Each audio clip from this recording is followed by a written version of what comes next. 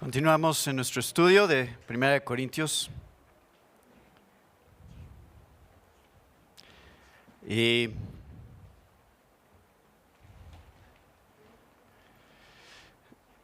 no es una predicación sobre los padres. La verdad no estoy muy preocupado por los papás, en animarlos a ellos específicamente. Estoy preocupado porque toda la iglesia sea animada en la palabra de Dios y busquemos juntos su voluntad para nuestras vidas. Y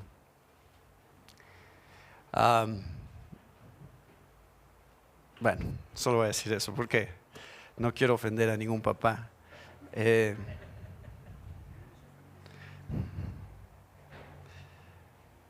Estamos viendo en 1 Corintios el tema de la unidad de la iglesia y la preocupación que Pablo tiene por esta iglesia de Corinto. Y entonces, la semana pasada estábamos viendo estas dos categorías que describe Pablo, el hombre espiritual y el hombre natural. Y lo que veíamos el domingo pasado es que el hombre espiritual realmente tiene una capacidad de ver las cosas de una manera completamente diferente, porque el Espíritu le ha dado esa capacidad de ver las cosas de una manera completamente diferente.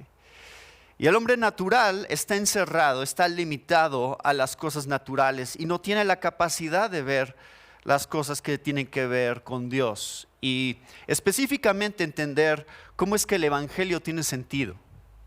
El Evangelio solamente va a tener sentido para aquellos a quienes el Espíritu Santo les ha revelado esta verdad acerca del plan de Dios. Y cómo es que el sacrificio de Jesús se convierte en nuestra única esperanza. Cómo es que nosotros no somos buenas personas, hemos fallado, necesitamos arrepentirnos, tenemos que venir delante de Él, recibir su perdón, su gracia, su misericordia. Ese entendimiento para algunos de ustedes suena completamente lógico y razonable y normal hablar en esos términos. Y para algunos otros suena muy raro, suena muy ajeno a ustedes, no tiene sentido en su cabeza. Y esa es la diferenciación que quiere hacer Pablo entre el hombre espiritual y el hombre natural. Y el hombre espiritual, específicamente, tiene una carga Pablo porque el hombre espiritual manifieste que es espiritual. Manifieste que tiene un nuevo entendimiento acerca de la vida y que no se comporta como sería natural comportarse. Entonces, ¿cómo se ve diferente un cristiano y un no cristiano? Debería ser obvio. No debería de ser algo que la gente diga, bueno, pues es lógico cómo está respondiendo a él, porque yo también respondería así.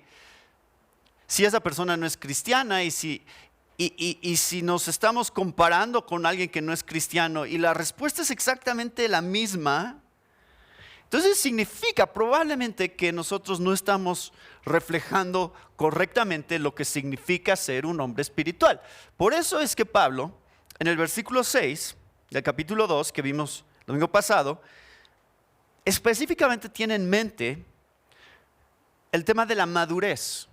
Y lo vieron ahí porque habla acerca, dice, sin embargo, hablamos sabiduría entre los que han alcanzado madurez. Pero una sabiduría no de este siglo, ni de los gobernantes de este siglo que van desapareciendo, sino que hablamos sabiduría de Dios, en misterio, la sabiduría oculta que desde antes de los siglos Dios predestinó para nuestra gloria. Entonces pueden ver el énfasis, es para aquellos que han alcanzado madurez. Esta sabiduría, por lo menos en la manera en que se refleja en nuestras vidas. O sea, esto es un proceso que tiene que irse viendo y cómo es que mostramos que somos hombres o mujeres espirituales. ¿Cómo mostramos que no tenemos una mentalidad natural todavía? Ahí es donde Pablo siente un choque con los corintios, donde siente una tensión con su manera de ser y lo que él sabe que es cierto acerca de su entendimiento del Evangelio. Ustedes ya han entendido el Evangelio, si lo creen. Entonces muéstrenlo. Muestren que el Evangelio es real en sus vidas. Y esta tensión la vamos a sentir muy fuerte aquí en el capítulo 3, porque así es como arranca el capítulo 3 diciendo: así que yo, hermanos, no pude hablarles como a espirituales, sino como a carnales, como a niños en Cristo. ¿Se sienten ahí ya esta tensión? Comparándolo con lo que leímos en el versículo 6. O sea, Pablo diciendo, miren, esto es algo que es real para la gente que es madura en Cristo. Sin embargo, ustedes sí son espirituales, pero no puedo hablarles como espirituales porque no actúan como espirituales. No estoy diciendo que no son espirituales, y lo vamos a ver en un momento. Quiero profundizar mucho en lo que está diciendo este versículo, porque creo que es sumamente importante que lo entendamos. Está hablándoles a una iglesia que tiene una fuerte influencia secular, que desea conocimiento, que desea la retórica de la época y que aparezcan como sabios, como maduros, progresivos. Es una iglesia que tiene esta influencia. Quieren ser percibidos como una iglesia que realmente sí está avanzando y sí es de ejemplo. Entonces imagínense la decepción y el shock que hubiera sido leer estos versículos para ellos. Es decir, no actúan como maduros. Ustedes quisieran ser percibidos como maduros porque, mira cómo usan sus dones y mira cuánto talento y cuánto conocimiento. Y mismo Apolos estuvo enseñando ahí, y Pablo estuvo enseñando ahí. Y todo esto era razón de jactancia entre ellos. Y entonces tenían todas las razones para jactarse y para pensar que estaban bien. Y Pablo dice, no, ustedes están actuando como bebés. Pero esto de bebés lo pone con otra categoría. Y entonces, quiero que piensen en esto. Tenemos entonces hombre natural y hombre espiritual. Pero, dentro de hombre espiritual, tenemos dos subcategorías. Hombre espiritual bebé y hombre espiritual maduro. Eso está ahí en el texto, está creando estas categorías. Y el hombre bebé lo categoriza como, o el hombre espiritual bebé, lo categoriza como un cristiano carnal. Un cristiano carnal. Dejé ahí la pluma para escribir en el iPad.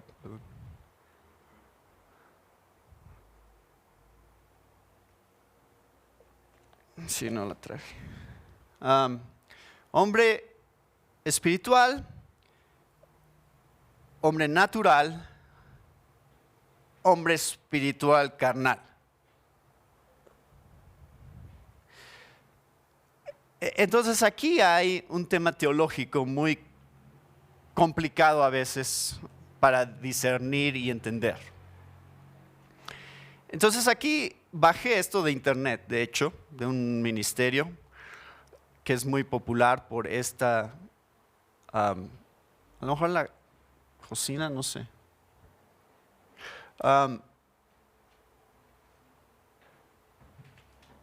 Bajé esto de una página de internet de un ministerio muy popular que promueve mucho esta idea. Y les voy a mostrar más o menos cómo es que se ve, qué es lo que realmente están diciendo. A ver si... Ahí está. Gracias. Entonces, esto es lo que ellos definen como el hombre natural. A ver, aquí le voy a poner. Uy, chale, está más difícil esto de lo que pensé. Natural. Este es el hombre natural. Y pueden ver que la cruz está fuera del círculo y la persona está sentado sobre lo que ellos llaman el trono. O sea, ¿quién está sentado en el trono de tu vida? Entonces, yo estoy sentado en el trono de mi vida, Dios está afuera, y aquí estos circulitos representan todo el pecado y todas las áreas que están desordenadas de nuestra vida. No funcionan como deberían, están todas en desorden. Entonces, eso es como ilustran el hombre natural.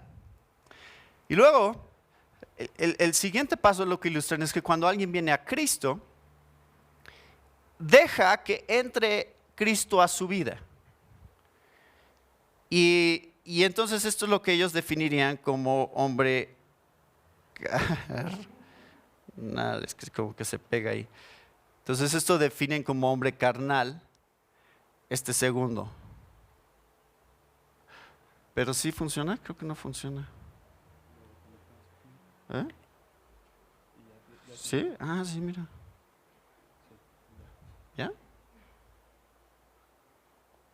Ah, sí.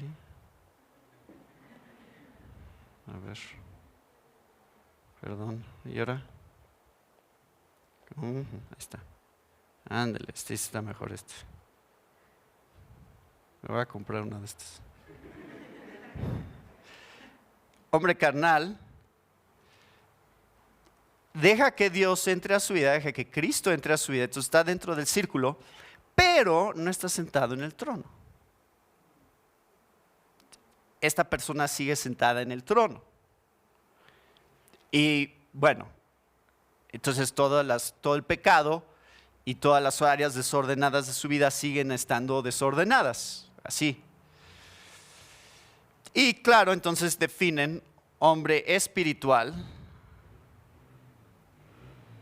Bueno, no está tan mejor, pero bueno.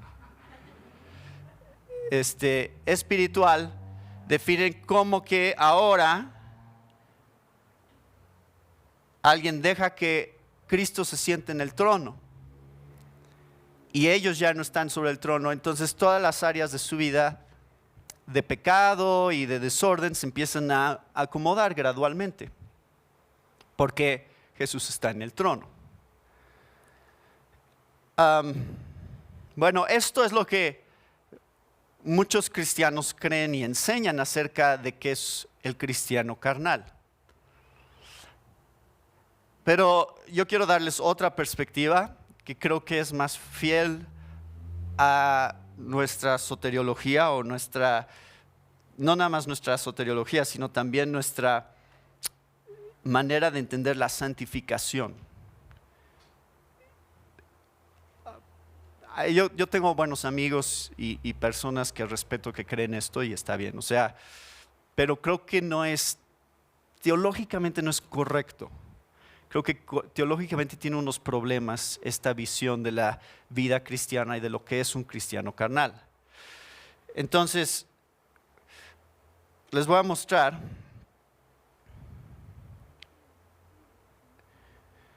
lo que yo creo que es un cristiano carnal. Un cristiano carnal creo que se define, podríamos poner otra vez ese círculo, y aquí está el trono, están las patitas de la silla, y entonces tienes pecado, pecado, pecado, o podríamos decir carne, carne, carne, ¿no? En tu vida. Creo que lo primero que sucede en la conversión de una persona, esto es lo primero, no es algo posterior. Creo que este es el paso inicial. Y ahorita les voy a dar los pasajes bíblicos que nos muestran esto.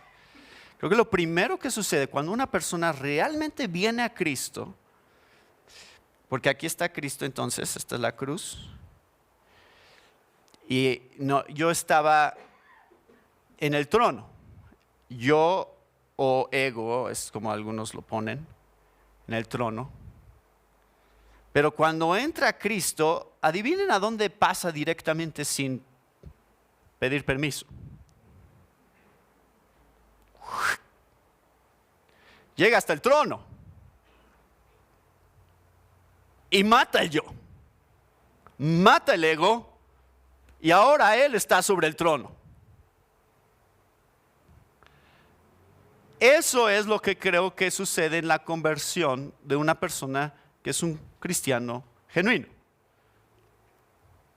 Ahorita les voy a dar otros términos que definen esta idea más claramente, pero entonces está el círculo, está el trono, está yo, Cristo entra, se sienta en el trono y entonces tienes al Espíritu. Espíritu, Espíritu, Espíritu, Espíritu, Espíritu. Pero todavía están estos elementos aquí, carne, carne, carne, carne, pecado, pecado. ¿Qué va a empezar a suceder?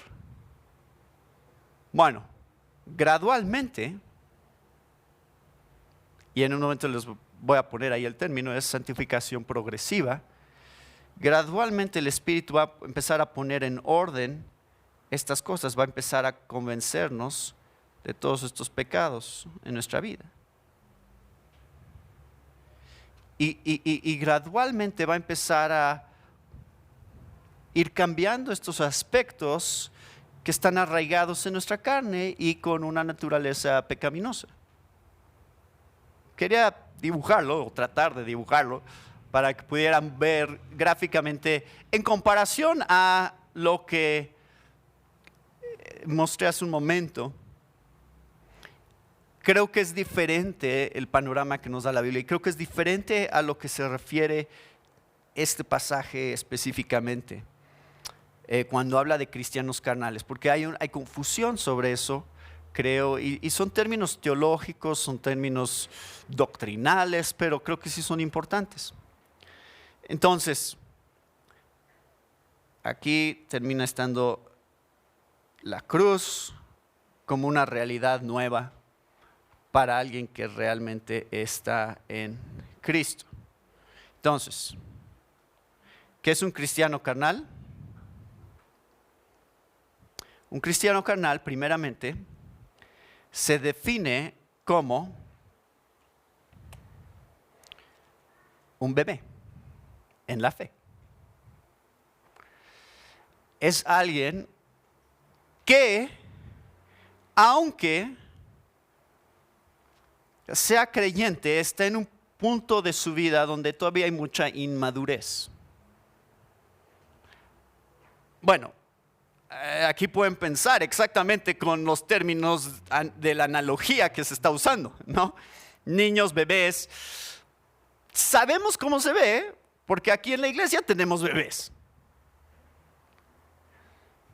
¿Y cómo se porta un bebé? ¿Igual que un adulto? No, un bebé se porta muy diferente a un adulto en su manera de, bueno, aunque Naima sí habla como adulto, ¿verdad?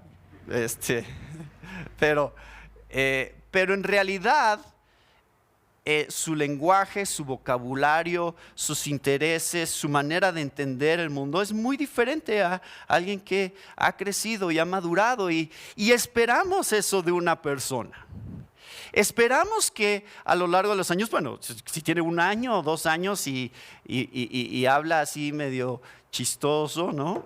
Se nos hace simpático y bonito cuando los bebés hablan como bebés. Pero si alguien de 15 o 20 años habla como un bebé, entonces no es chistoso y no es simpático. Es ridículo. O sea, diríamos, ¿qué te pasa? ¿Por qué hablas así? ¿Por qué actúas así? Porque esperamos que con el tiempo haya, ¿qué? crecimiento. Esta es la parte con la que está luchando Pablo. El problema no es que sean bebés en la fe. Eso es de esperarse. El problema es que pasa el tiempo y no parezca haber ningún crecimiento en su vida, que no parezca haber ningún cambio. Entonces, quiero ayudarles a entender por qué es que dibujé el círculo como lo dibujé hace un momento y por qué creo que esto es lo que enseña la Biblia. Vean, número 1, y este es el concepto que nosotros creemos como iglesia, y esto se regresa a ese dibujo del trono y de la persona que está en el trono. Si tú eres salvo,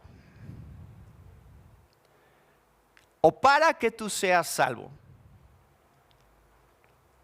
tú no solamente tienes que aceptar, entender y tener la convicción de que Jesús es tu Salvador, sino que también es tu Señor. Y este concepto es lo que entendemos como señorío en la salvación. Es decir, que para ser salvo, no nada más Cristo Jesús debe de ser tu Salvador, sino también tu Señor. O sea, tiene que estar en el trono. Si no, no eres cristiano. Porque la idea, y esto es lo que se promueve con la idea que les mostré al principio, es que tú sí puedes aceptar a Jesús como tu Salvador, diciendo, sí, que me perdone mis pecados porque no quiero ir al infierno. Y bueno, entiendo esa parte, tengo que pedir perdón para que Jesús pague por mis pecados en la cruz y entonces estoy bien con Dios. Pero no hay ningún sentido real de que debe de haber un cambio. Y entonces pues cuestionarías ese arrepentimiento, porque entonces ¿qué te estás arrepintiendo, no? Si tú dices, bueno, sí, Jesús es mi Salvador, pero no es mi Señor, o sea, yo voy a seguir viviendo como yo quiero vivir, entonces la parte del señorío no está ahí. Y si la parte del señorío no está ahí, escuchen lo que dice Romanos 8, versículos 9 al 14. Este es el pasaje clave aquí. Podría leer todo de Romanos 8 desde el primer versículo, pero la clave es cuando dice: sin embargo, ustedes no están en la carne, sino en el Espíritu, si en verdad el Espíritu de Dios habita en ustedes. Pero, y aquí está esta parte que es crucial: si alguien no tiene el Espíritu de Cristo, el tal no es de Él. Y escuchen cómo define lo que significa tener al Espíritu. O sea, si tú no tienes el Espíritu, no eres de Dios. No existe cristiano sin el Espíritu. No existe esa categoría. Lo que te hace cristiano es que tienes al Espíritu. Pero ¿cómo se ve cuando tienes al Espíritu? Eso es lo que explica. Y si Cristo está en ustedes, aunque el cuerpo esté muerto a causa del pecado, sin embargo el Espíritu está vivo a causa de la justicia. Pero si el Espíritu de aquel que resucitó a Jesús de entre los muertos habita en ustedes, el mismo que resucitó a Cristo Jesús de entre los muertos, también dará vida a sus cuerpos mortales por medio de su Espíritu que habita en ustedes. Así que, hermanos, somos deudores, no a la carne, para vivir conforme a la carne, porque si ustedes viven conforme a la carne, habrán de morir. Pero si por el Espíritu hacen morir las obras de la carne, vivirán. Porque todos los que son guiados por el Espíritu de Dios, los tales son hijos de Dios. Entonces, ¿ven? No podría ser más claro Pablo, y se repite una y otra vez en este capítulo diciendo: si tú tienes el Espíritu, haces morir las obras de la carne. Si no estás haciendo morir las obras de la carne, no tienes al Espíritu. Y si no tienes al Espíritu y vives de acuerdo a las obras de la carne, vas a morir. Y habla de muerte espiritual, condenación final, lo cual no es para un cristiano. Pero si tú llegas al Espíritu y estás haciendo morir las obras de la carne en tu vida, entonces vas a vivir, vas a tener vida eterna. ¿Entienden? ¿Por qué creo que es importante definir que sí está en el trono? Y que es un proceso. Es un proceso. El Espíritu, si está en tu vida, si eres cristiano, está en un proceso de hacer morir las obras de nuestra carne. Punto. No hay ninguna cláusula, no hay ninguna excepción, no hay ningún paréntesis aquí que tengo que hacer, porque esta es la definición bíblica de lo que significa ser cristiano. Estás haciendo morir las obras de la carne. ¿Qué tan rápido se da esto? Ahí es donde nos cuesta trabajo entender a veces cómo se ve este proceso de santificación. Pero déjenme mostrarles otra idea aquí que también es importante, que es lo que llamamos santificación progresiva. Y la santificación progresiva significa que no es inmediata, no es de un día para otro. Nuestra santificación no es como que, veniste a Cristo y ahora, al siguiente día, eres perfecto. Lo que significa la santificación progresiva es que progresivamente vas a ir siendo santificado. Vas a ir siendo confrontado con tu pecado y Dios va a ir haciendo cambios que se ven gradualmente. ¿Dónde vemos eso? Esto está en Romanos, ahí. Esto está en Romanos. Ya se fue el...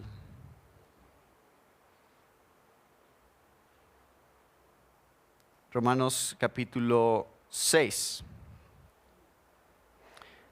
Romanos capítulo 6, versículos 15 al 23. Escuchen con cuidado todo lo que Pablo desarrolla aquí, y obviamente no lo estamos estudiando con calma, pero es un panorama general. Dice, entonces, ¿qué? ¿Pecaremos porque no estamos bajo la ley, sino bajo la gracia? Había esta idea desde el capítulo 5 que Pablo había estado desarrollando, donde parecía que lo que estaba diciendo es, bueno, entre más pecado, más gracia, así que la conclusión natural sería, bueno, entonces hay que pecar más, porque entonces es más gracia para nosotros.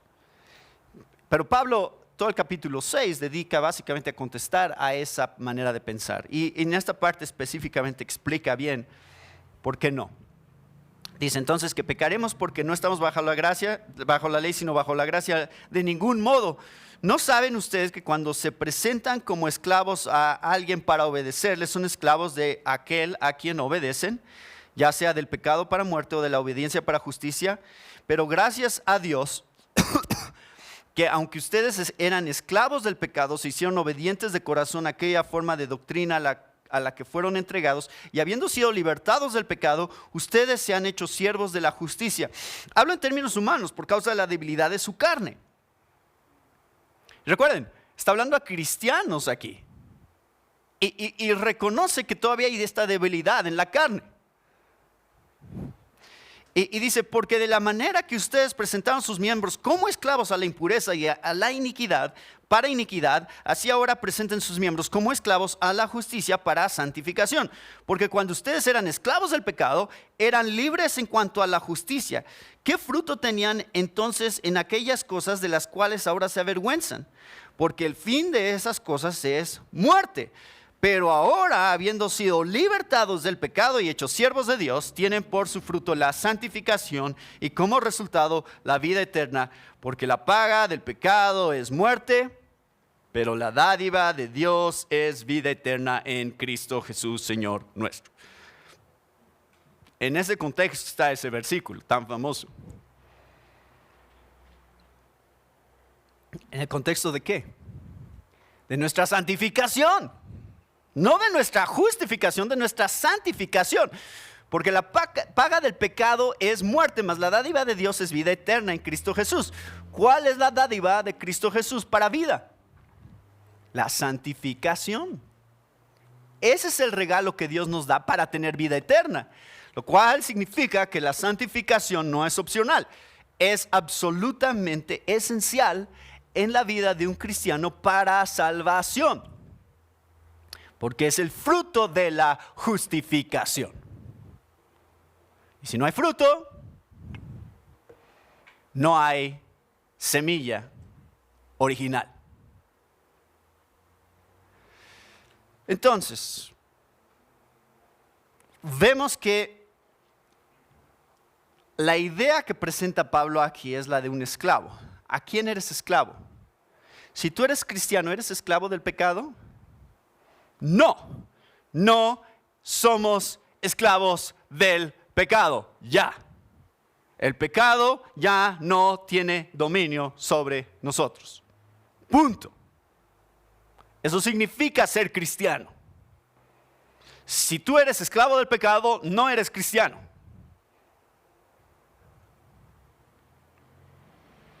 Esa es la definición que da Romanos 6.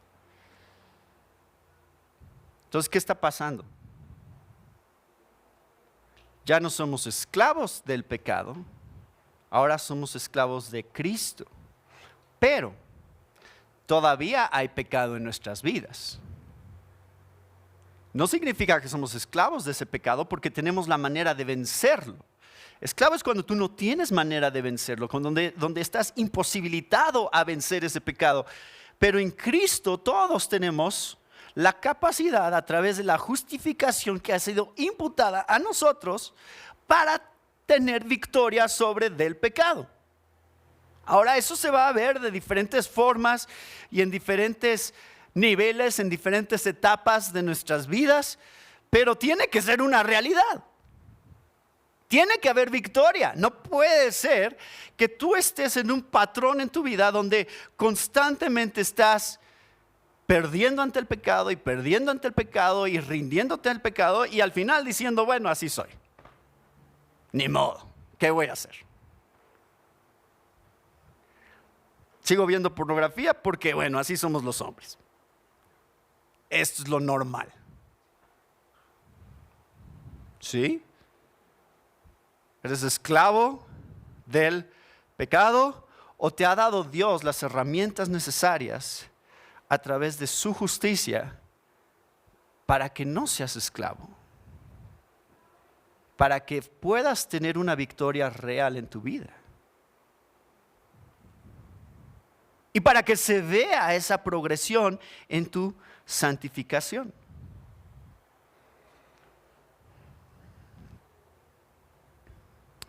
Entonces, ¿qué es un cristiano carnal?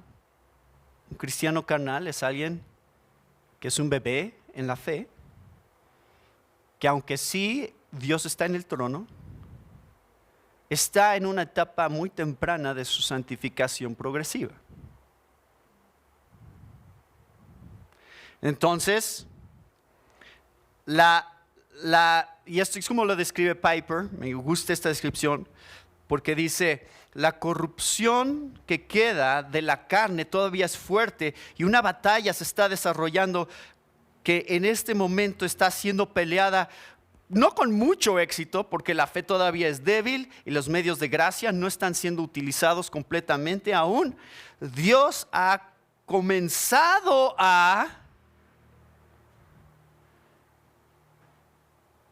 derrotar y a someter a la corrupción remanente, pero nos pasa y nos hace sufrir por varios grados de resistencia y para resistir su poder omnipotente y descubrir en este proceso la profundidad de nuestra depravación y a veces lo lento de nuestra santificación.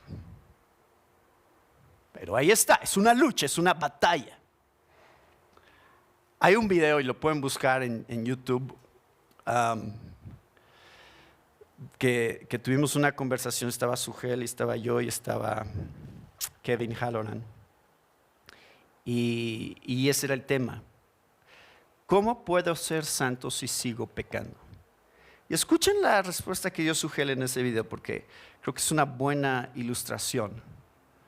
Porque habla de cómo en una guerra, por ejemplo, existe la idea de conquista, ¿no? O sea, viene y plantan la bandera y dicen, nosotros llegamos y conquistamos este país, y sí está siendo conquistado, o sea, es decir, sí ya es declarado como territorio de la nación que conquista. Sin embargo, todavía se desarrollan varias batallas más pequeñas en el interior de esta nación, en donde, bueno, por supuesto, sí ya está esta nación como la nación soberana, pero no deja de haber conflictos internos por este nuevo rey.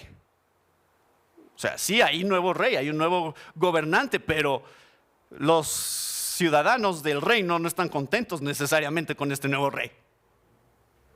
Entonces, revolución, quieren pelear, ¿no? Quieren decir, no, él no nos va a gobernar a nosotros.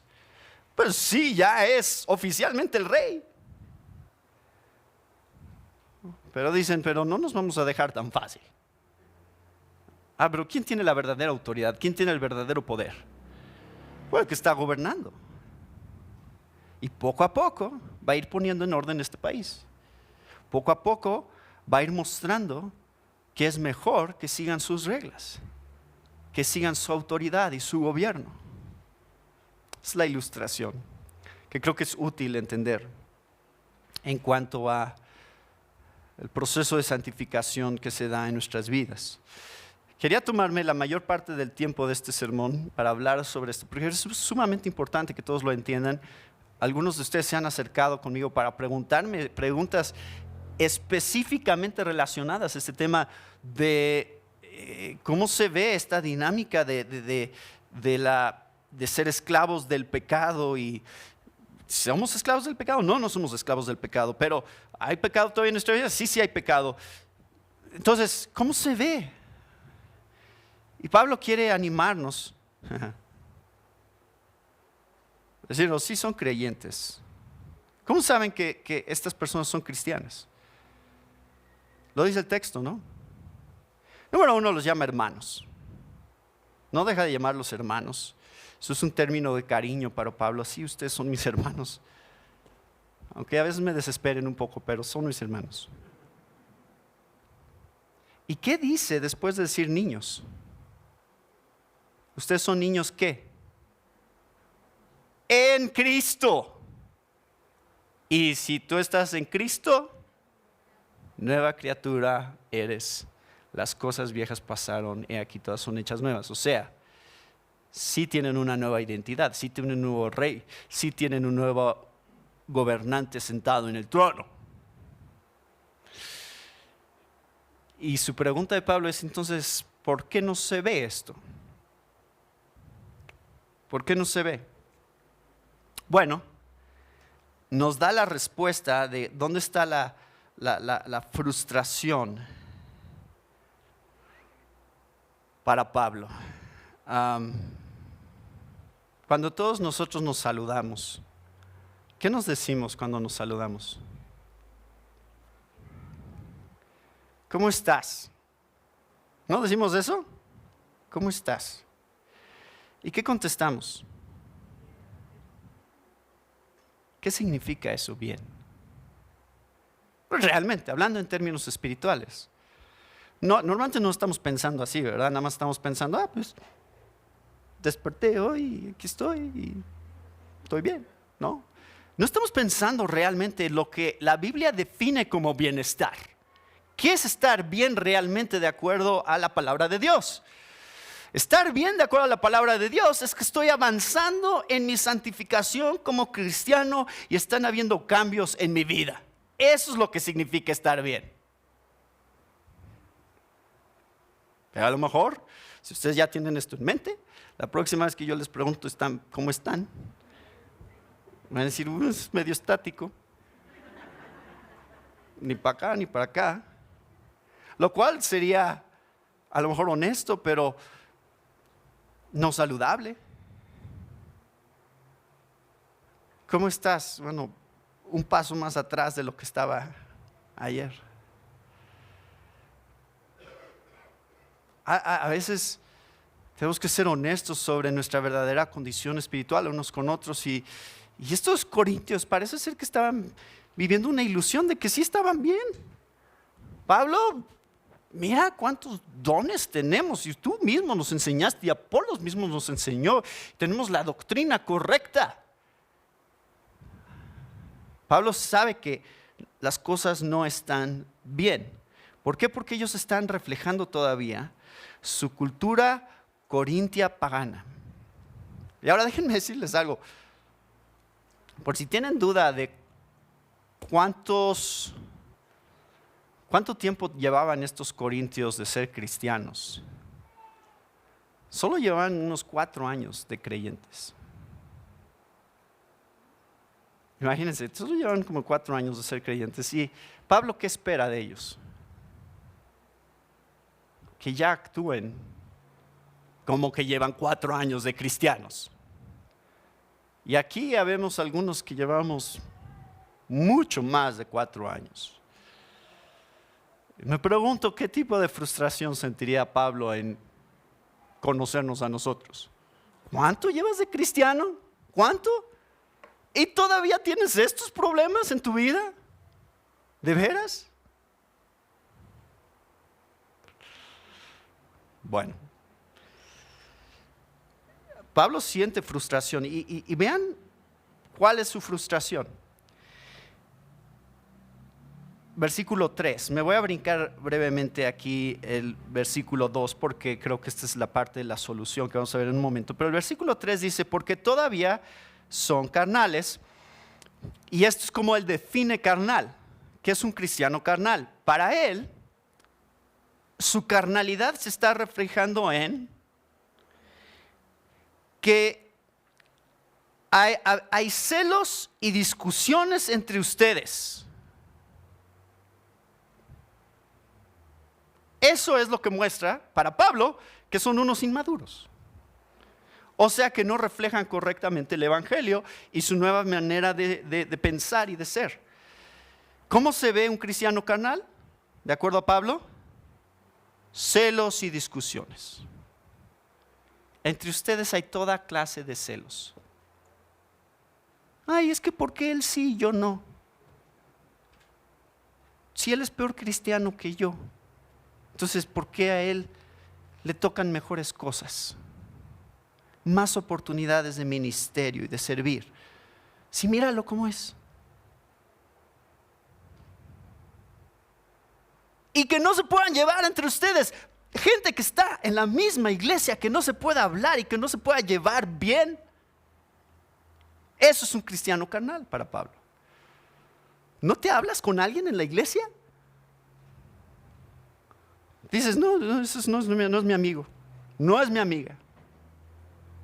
Eso es un cristiano carnal. Porque no estás reflejando. Eso es lo que se esperaría en alguien que no es cristiano. Que si me hacen algo, entonces yo también voy a reaccionar de acuerdo a lo que me han hecho.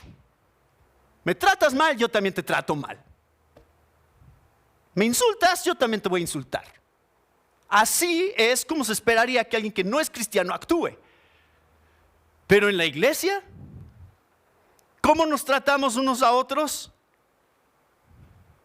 Con gracia. Lo cual significa que yo no te voy a tratar como te mereces ser tratado, sino como Dios me ha tratado a mí. Es una actitud completamente diferente a la actitud que existe en el mundo, donde constantemente estamos siendo ofendidos por las personas y nos deprimimos porque, deberían de pensar bien de mí todos. ¿Por qué me criticarían? ¿Por qué? Porque eres pecador, por supuesto que te van a criticar. Porque no eres perfecto. Porque sí hay áreas de tu vida que están mal. No te deprimas porque la gente te ve mal o dice algo malo de ti. El único que ha habido en este mundo que ha sido tratado injustamente, en realidad ha sido Cristo Jesús. Es el único en toda la historia de la humanidad que no merecía ser tratado como fue tratado. Pero todos los demás, merecemos muerte y condenación. Eso es lo que merecemos. Y hemos recibido gracia. Y gracia sobre gracia. Así que ¿por qué iríamos con alguien a reclamarle y a decirle, págame lo que me debes?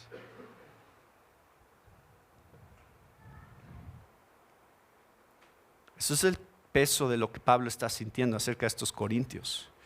Celos y discusiones. Y vean esta lista de Gálatas 5:22, todos los pecados que enumera aquí.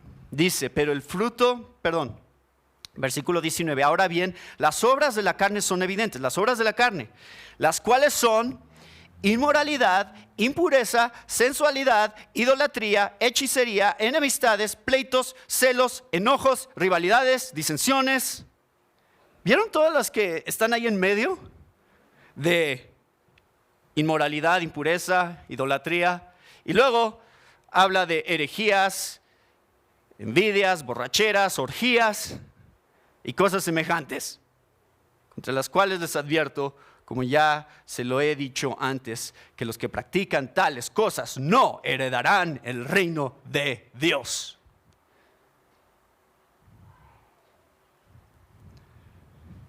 Orgías está en la misma categoría en esta lista que pleitos y celos.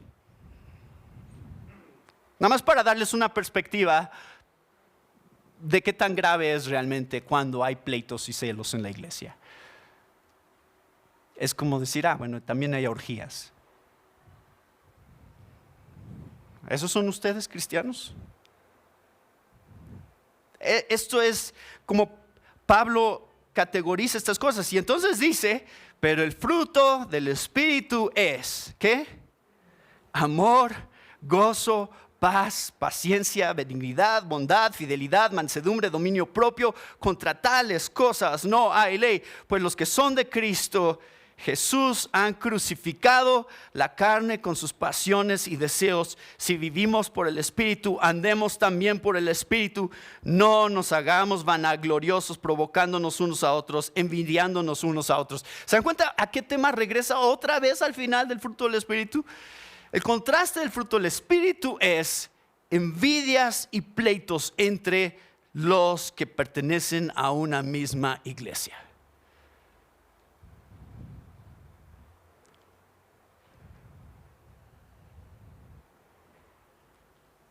Este es el tema, uno de los temas centrales de este libro, 1 Corintios. Entonces, ¿cómo se ve?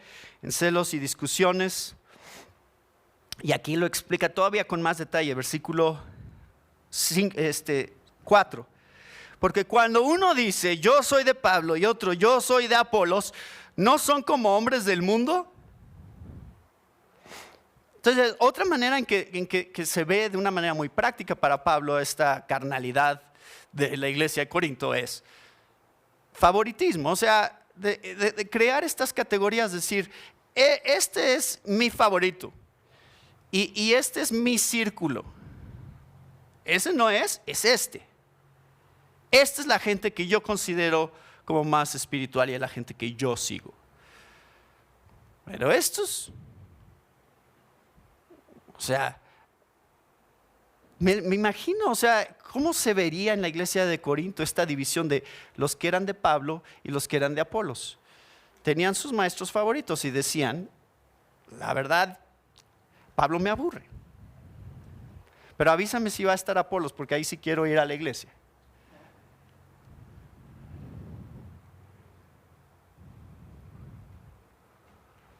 Este tipo de favoritismos y vean lo que está pasando. En realidad lo que está pasando es que empieza a haber un enfoque en quiénes, en los que están al frente, en los líderes, como si se tratara de ellos, como si ellos fueran en realidad el centro de la iglesia. Bueno, es que son nuestros pastores. Claramente los seguimos a ellos. Claramente ellos son los que guían y dirigen a esta iglesia. Y entonces la iglesia se empieza a convertir antropocéntrica, o sea, centrada en el ser humano. Entonces si alguien me dice, bueno, tu iglesia, pues sí, sí es mi iglesia, pero es mi iglesia solamente en el sentido de que esta es mi familia. Todos ustedes dirían lo mismo, es mi iglesia. Pero no es mi iglesia en el sentido de que me pertenece a mí esta iglesia. Yo soy el dueño de esta iglesia.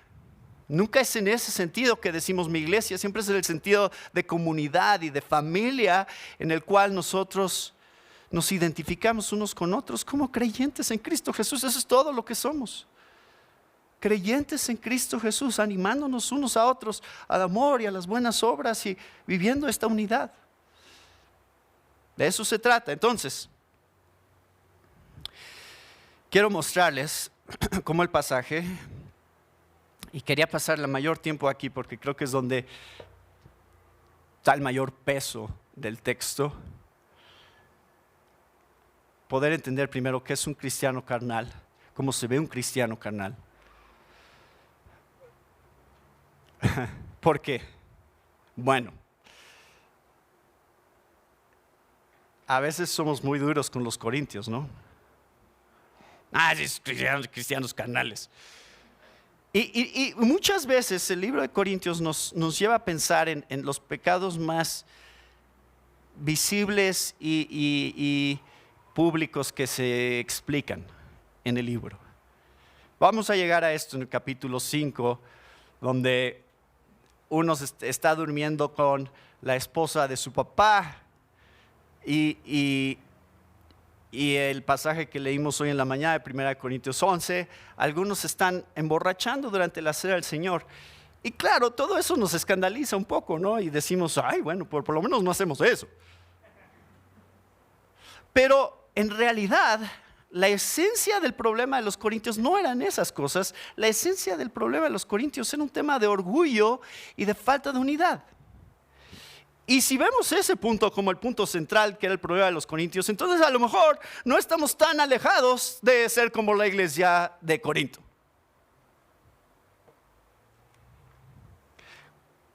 ¿Cómo es que este pasaje nos muestra la solución para crecer como hombres espirituales? Porque esta es la realidad, ellos son espirituales.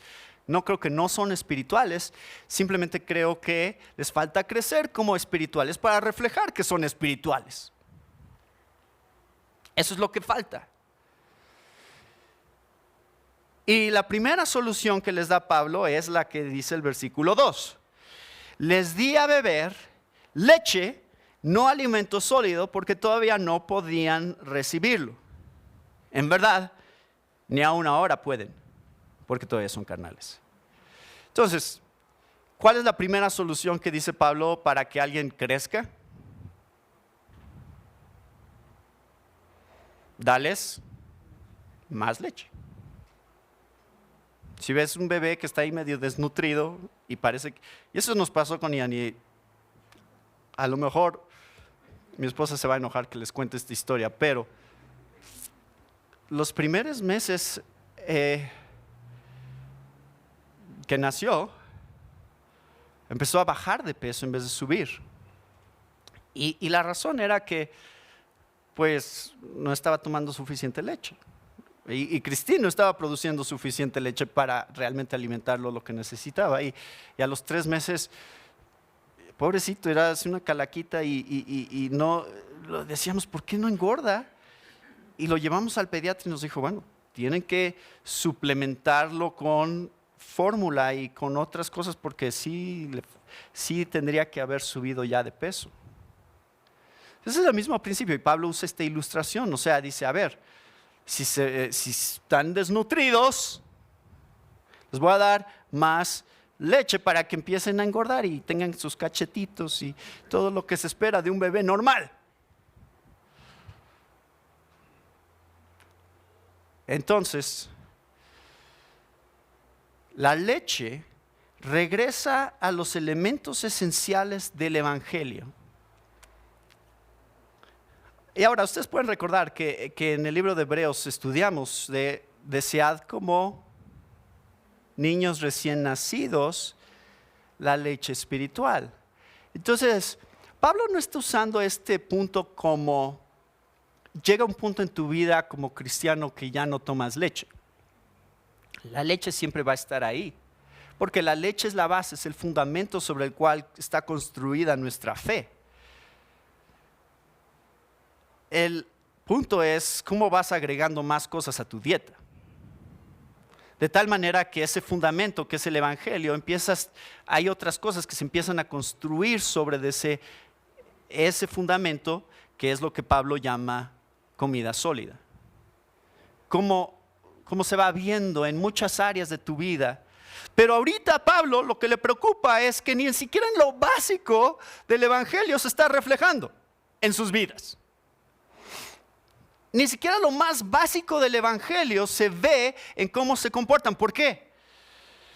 Porque la leche espiritual que regresa a los elementos básicos del evangelio son solo por fe, solo por gracia, a través de solo Cristo, solamente para la gloria de Dios, para destruir ¿qué? ¿Qué es lo que hace el evangelio en su esencia cuando llega a nosotros? Destruye qué parte de nuestra naturaleza. Nuestro orgullo. Porque no soy yo, es Cristo, es su obra, no es nada que yo puedo aportar, no es mi mérito, no es que yo me voy a presentar un día delante de Dios y voy a decir, me tienes que aceptar porque mira qué bien me porté. Sino cuando yo me presente delante de Dios va a ser en completa humildad, bajo un concepto completo de su gracia y de un favor no merecido, de tal manera que mi orgullo queda desaparecido en la presencia de Dios. Ahora, si tú no entiendes eso, entonces a lo mejor no has entendido el evangelio. Pero si en la iglesia se está manifestando un problema de orgullo entre nosotros, que es lo que está pasando en los Corintios, hay orgullo que está causando divisiones entre ellos. Yo soy de Pablo, yo soy de Apolos, mírenme a mí, yo sí me porto como debería de portarme, ustedes no se portan como ustedes se deberían de portar. Y está este sentido de superioridad entre los mismos de la iglesia. Entonces, dice Pablo, tienen un problema de evangelio y de reflejar el evangelio en su forma más simple y básica. No están reflejando el evangelio, porque si ustedes entendieran el evangelio, tendrían un poquito de humildad por lo menos, en su manera de tratarse unos a otros. Un poquito de gracia. Por eso necesitan más leche. No que van a dejar nunca de tomar esta leche, pero eso es todo lo que les puedo dar ahorita, porque ni siquiera muestran el amor y la misericordia y la gracia que Dios les ha mostrado entre ustedes. Empecemos por ahí.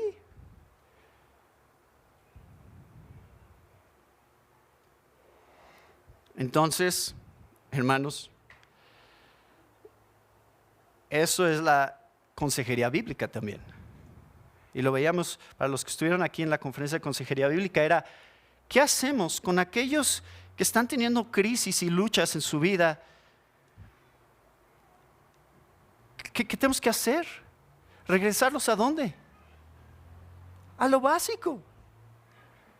Una consejería, un discipulado concentrado para ellos de qué es el evangelio, para que regresen a las bases y digan, a ver, creo que estoy ya no reflejando correctamente el evangelio en mi vida y por eso estoy teniendo estos problemas, es que ayúdenme, hermanos. Y lo hacemos y los jalamos nuevamente y les decimos, acuérdense del evangelio, acuérdense del evangelio, acuérdense de lo que han experimentado ustedes en sus vidas y ahora vívanlo. Y esto lo digo porque esta es la realidad que vivimos como iglesia, vívanlo especialmente en sus matrimonios. Estamos teniendo problemas en nuestros matrimonios es por una falta de entendimiento de cómo se vive el evangelio. Punto. No hay más explicación de por qué hay problemas matrimoniales. Es un problema de no reflejar el evangelio hacia mi cónyuge correctamente. Entonces, quiero que piensen algo que es importante aquí. Pablo no está diciendo que el problema que ellos tienen es un problema intelectual O sea, no es que no entienden la teología que hay. O sea, la teología de la leche. Ya la han escuchado. Llevan 4 años de cristianos. ¿Cuál es su problema? Su problema es que no reflejan correctamente esa teología que conocen. Ese es el problema, es una desconexión entre lo que yo sé que es cierto y cómo reflejo eso que yo sé que es cierto. Eso es cuando Pablo se preocupa y dice, entonces déjenme recordarles lo que ustedes ya saben. No les va a enseñar nada nuevo. La leche no es conocimiento nuevo para ellos, ya lo conocen. Pero es recordarles, a ver, ¿cómo lo trataste? ¿Cómo le dijiste a tu hermano o hermana en Cristo?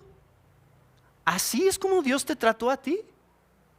Ah, no es cierto, sí, no.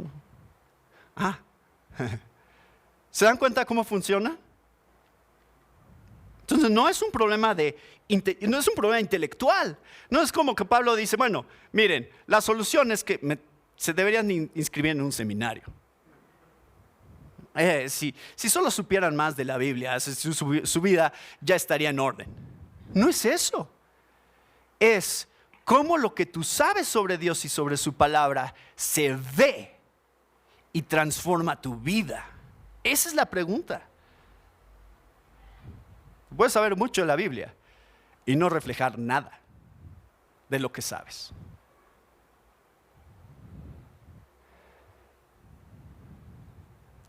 Entonces, número 1, más leche. Número 2, versículo 5. ¿Qué es pues Apolos y qué es Pablo? Servidores mediante los cuales ustedes han creído, según el Señor dio oportunidad a cada uno.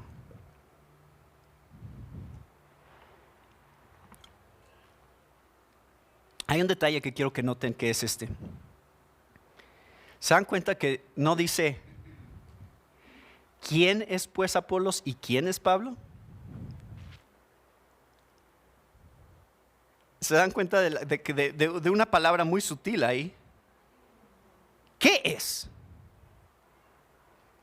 No nada más tienen que tener un más bajo concepto de ustedes mismos, sino también tienen que tener un más bajo concepto de sus líderes. Tengan cuidado con elevarlos en un pedestal donde parezca que ellos tienen un nuevo nivel de espiritualidad inalcanzable. ¿Qué es? Quitarles toda personalidad para dejarlos ver en su verdadera condición. Solo un instrumento. Ya, eso es todo lo que es. Pablo es solo un instrumento, Apolos es solo un instrumento. Ni siquiera piensen en su personalidad. Bueno, es que Apolos claramente tiene una buena oratoria. Él usa estas ilustraciones que nos atrapan. Y Pablo como que hay esto de teología y que bueno, el Antiguo Testamento dice esto y así es como se cumple en Jesús. Está medio aburrido. Y entonces se enfocan en las personalidades y en los estilos y en los métodos de cada quien, en lugar de ver cómo Dios los está usando para avanzar su reino de diferentes maneras. De diferentes maneras. Dice Pablo, la fuente de su crecimiento no soy yo, Pablo. La fuente de su crecimiento no es Apolos. La fuente de su crecimiento es Cristo. Cristo es la fuente de su crecimiento como iglesia. Reconozcan eso, iglesia, y eso va a ayudar en el tema de divisiones y contiendas entre ustedes. Porque van a buscar cómo glorificar a Dios por la obra que Dios está haciendo en cada quien. Y van a tenerse paciencia unos a otros. Señor, sí, este cristiano todavía está medio inmaduro, pero tú trabajarás con él. Y me gozo en ver los avances que tú vas haciendo en su vida. Sí, antes. Sí, la hermana es chismosa, es cierto. Pero la hubieras visto hace 5 años. Era peor chismosa. Gracias a Dios por ese avance. Si hay algo que está pasando y un cambio en su vida. Entonces, así es como se ve. Y la imagen que Pablo quiere darles, vean lo que dice el versículo 6. Yo planté, Apolos regó, pero Dios ha dado el crecimiento. Así que ni el que planta ni el que riega es algo, sino Dios que da el crecimiento. Ahora bien, el que planta y el que riega son una misma cosa, pero cada uno recibirá su propia recompensa conforme a su propio trabajo. Porque nosotros somos colaboradores en la labor de Dios y ustedes son el campo de cultivo de Dios, edificio de Dios. Entonces, la idea es, solo somos servidores. ¿Tienen hambre? ¿Tienen sed?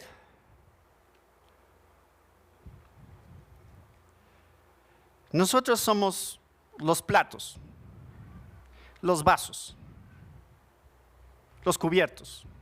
Esos somos. Yo aquí estoy delante de ustedes, no sé qué forma tengo, pero imagínense, soy un tenedor, no sé. ¿Un tenedor les sirve para saciar su hambre? No, no les va a servir absolutamente en nada. Pero algunos dicen, no, pero yo quiero este tenedor. Yo quiero el que es de plata, y yo quiero uno desechable, entonces se empiezan a pelear por el medio y no se dan cuenta que eso no hace ninguna diferencia. El instrumento no hace ninguna diferencia. ¿Qué es lo que cuenta? La comida. Si tienes hambre, te vas a gozar en la comida que va a saciar tu hambre. Y si tienes sed, te vas a saciar en el agua que va a saciar tu sed. No te vas a preocupar por qué vaso es el que estás usando para tomar el agua. Vas a decir, no importa, dame el vaso que sea, pero que tenga agua. Es lo único que me importa. Y eso es lo que Pablo quiere meter en su cabecita de estos corintios acerca de cómo funciona la vida cristiana. No somos nosotros, es Dios. Dijo Jesús, yo soy la vid, ustedes los sarmientos. El que permanece en mí y yo en él, ese da mucho fruto, porque separados de mí, nada pueden hacer. Solo son platos y cubiertos y vasos. Punto. No hay comida, no hay agua sin mí. Entonces, ¿cómo podemos servirnos unos a otros? ¿Cómo podemos vivir nuestra vida como hombres espirituales y crecer? Bueno, el servicio está en el centro del corazón del ministerio cristiano. Y entonces es cuando nos enfocamos en cómo nos servimos unos a otros y cómo estamos aquí para ayudarnos unos a otros, es entonces que podemos cambiar la mentalidad y el ambiente de nuestra iglesia. Yo no estoy aquí para que ustedes me sirvan, yo estoy aquí para servirles a ustedes. Eso es lo que todo cristiano que está aquí debería estar pensando. Normalmente estamos más preocupados por qué hacen otros para nosotros. Esta hermana no ayudó, este hermano no, es bien flojo y nunca se presenta.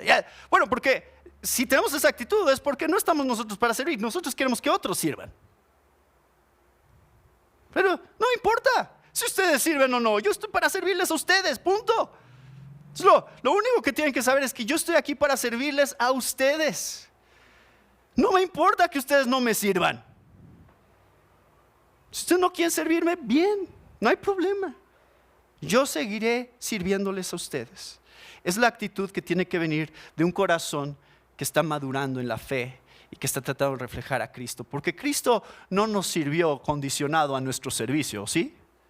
Como bueno, sírvanme primero y luego ya les voy a enseñar que yo sí también les puedo servir a ustedes. No, yo vine a servirles. Vine a darles algo gratuitamente que ustedes no merecían. Aquí está. Entonces eso se tiene que reflejar en la iglesia. Y la idea de este pasaje, bueno, Pablo era plantador de iglesias y luego Apolos. Pablo tenía una función, iba, plantaba iglesias y iba Apolos tiene una función un poco diferente, que es, bueno, él ya se quedaba más tiempo y enseñaba y les daba instrucción en la iglesia. Entonces, por eso hace esta diferenciación. Yo planté, Apolos regó. Hermanos, las diferencias son buenas. Qué bueno que no todos hacemos lo mismo. Qué bueno que no todos estamos involucrados en los mismos ministerios de la iglesia y qué bueno que no todos tenemos la misma personalidad. Imagínense que todos los que se pararan aquí a predicar gritaran como yo. Se hartarían. Necesitan a veces que alguien se suba y hable así. Hermanos, gracias a Dios por esas diferencias. Eso es el cuerpo de Cristo. Y lo vamos a ver más cuando lleguemos al capítulo 12. Las diferencias, hermanos, no implican división. Qué bueno que hay unos más introvertidos en esta iglesia. Sería insoportable si todos fuéramos extrovertidos.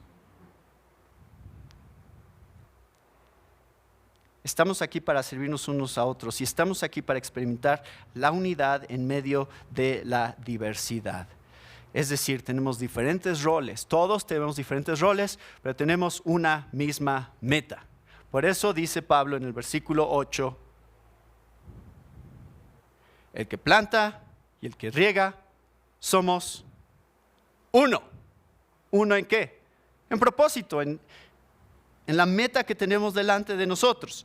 Y aquí hay un principio, hermanos, muy importante. Todos somos necesarios. Eso lo decía mi papá. Ninguno de nosotros somos indispensables. Todos somos necesarios, ninguno es indispensable. ¿Por qué? Porque es Dios el que hace la obra. Si no estoy yo, la iglesia seguirá.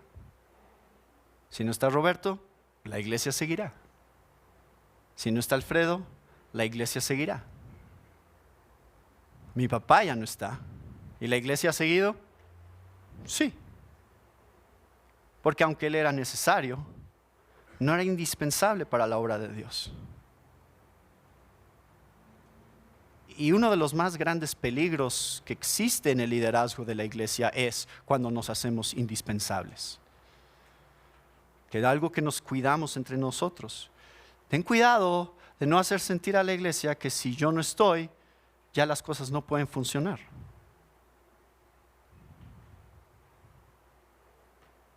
Otros tienen que tomar nuestro lugar, otros tienen que estar siendo entrenados para hacer todos los mismos ministerios que nosotros hacemos. Y esto va para todos los ministerios de la iglesia. Siempre tiene que haber otros que están entrando a apoyar y a aprender cómo se hacen las cosas, porque cualquiera de nosotros puede ser que mañana ya no esté aquí. Y entonces este es parte del principio que está aquí. Y entender Dios es soberano en este crecimiento y entender, por último, lo que nos muestra el versículo 9. Porque nosotros somos colaboradores en la labor de Dios y ustedes son el campo de cultivo de Dios, el edificio de Dios.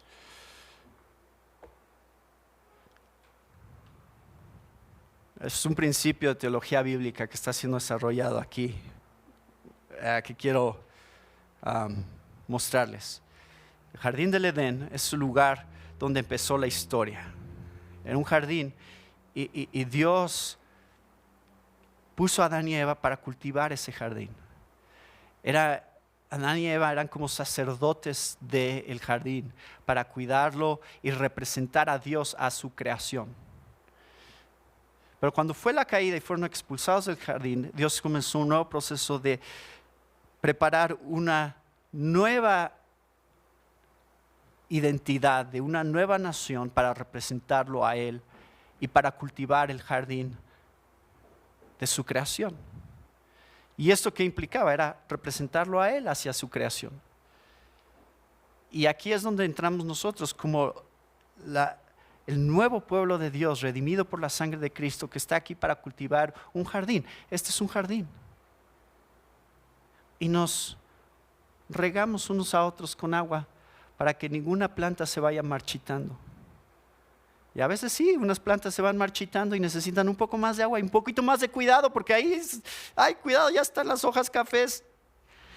Y algunas de ustedes saben de qué estoy hablando. O sea, esta preocupación de ver que algunas plantas no les está yendo bien. Entonces tienes que enfocar tu atención en esas plantas y cuidarlas con un poquito más de cuidado. Eso va a pasar en la iglesia, pero al final estamos preocupándonos unos de otros de tal manera que nos vemos a todos como plantas dentro de un jardín que necesitan crecer y que necesitan desarrollarse. Y va a ser en diferentes momentos y diferente velocidad que crecen, pero ahí están creciendo. Y nos está llevando Dios hacia un nuevo jardín, que será el segundo Edén, en donde podremos disfrutar de crecer y florecer dentro de una nueva realidad, donde Dios es el que provee el sustento para nuestras vidas eternamente de una manera perfecta ya. Y eso es lo que está siendo mostrado aquí. Somos colaboradores en la labor de Dios. Y ustedes son el campo de cultivo de Dios. Esta última frase, edificio de Dios, es el tema del próximo domingo. Pero, hermanos, vamos a evitar desesperación en nuestras vidas a través del desánimo cuando sabemos y sepamos y vivamos que el crecimiento no viene de nuestros propios esfuerzos. Viene de Dios. ¿Quieren crecer? Bueno, vamos a seguir tomando leche. Y vamos a ver a Cristo como la esperanza, la fuente, el fundamento de nuestro crecimiento juntos. Puestos de pie.